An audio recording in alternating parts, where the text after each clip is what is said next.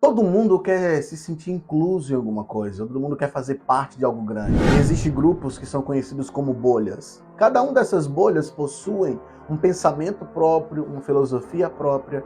E para que você entre, além de você ter que cumprir algo ritualístico, claramente você vai precisar passar pelo ciúme ao se aproximar do maioral ou do anfitrião desse tal grupo. E parece que cada vez mais nós precisamos nos sentir aceitos em lugares. E isso tem sido prejudicial, porque parece que as pessoas não te aceitam mais por quem você é. Eles precisam de um motivo para te incluir. Eles precisam de um motivo para colocar o seu nome na lista. Isso tem acontecido dentro de igrejas, dentro do trabalho. Isso tem se disseminado. E você precisa provar o seu valor de algum jeito para que as pessoas te aceitem. Mas eu pergunto a você uma coisa. Isso adiantará de quê?